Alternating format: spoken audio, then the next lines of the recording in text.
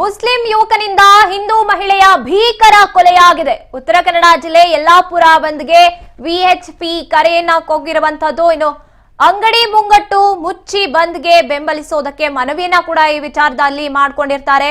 ಯಲ್ಲಾಪುರ ಪಟ್ಟಣದ ಬಸವೇಶ್ವರ ವೃತ್ತದಲ್ಲಿ ಪ್ರತಿಭಟನೆಗೆ ಸಜ್ಜಾಗ್ತಾ ಇರುವಂತದ್ದು. ರಂಜಿತಾನನ್ನ ಕೊಂದಿದ್ದಂತಹ ರಫೀಕ್ ನೇಣು ಬಿಗಿದುಕೊಂಡು ಆತ್ಮಹತ್ಯೆಯನ್ನ ಮಾಡ್ಕೊಂಡಿರ್ತಾನೆ. ಇನ್ನು ಉತ್ತರ ಕನ್ನಡದ ಯಲ್ಲಾಪುರದ ಕಾಳಮ್ಮ ನಗರ ಅರಣ್ಯದಲ್ಲಿ ಈ ಒಂದು ಘಟನೆ ನಡೆದಿರುವಂತದ್ದು.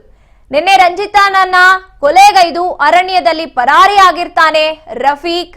ಇನ್ನು ಶ್ವಾನದಳದಿಂದ ಹುಡುಕಾಟವನ್ನ ನಡೆಸುವಾಗ ಮೃತದೇಹ ಪತ್ತೆಯಾಗುತ್ತೆ. ಇನ್ನು ಉತ್ತರ ಕನ್ನಡ ಜಿಲ್ಲೆಯ ಯಲ್ಲಾಪುರ ಪಟ್ಟಣದಲ್ಲಿ ರಂಜಿತಾ ಕೊಲೆ ಕೂಡ ನಡೆದಿರುವಂತದ್ದು.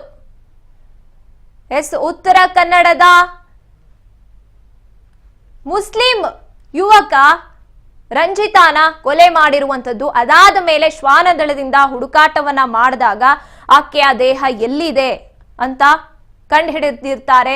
ಅದಾದ ಮೇಲೆ ಈತ ಕೂಡ ಆತ್ಮಹತ್ಯೆಗೆ ಪ್ರಯತ್ನವನ್ನ ಮಾಡಿರುವಂತದ್ದು. ಮುಸ್ಲಿಂ ಯುವಕನಿಂದ ರಂಜಿತಾ ಅನ್ನುವಂತ ಯುವತಿಯ ಕೊಲೆ ಆಗಿರುವಂತದ್ದು. ಇನ್ನು ವಿಎಚ್ಪಿ ಕರೆಯನ್ನ ಈ ವಿಚಾರದಲ್ಲಿ ಕೂಗಲಾಗಿದೆ. ಅಂಗಡಿ ಮುಂಗಟ್ಟುಗಳನ್ನ ಮುಚ್ಚಿ ಬಂದ್ಗೆ ಕರೆಯನ್ನ ಕೊಡ್ಲಾಗಿರುವಂತದ್ದು.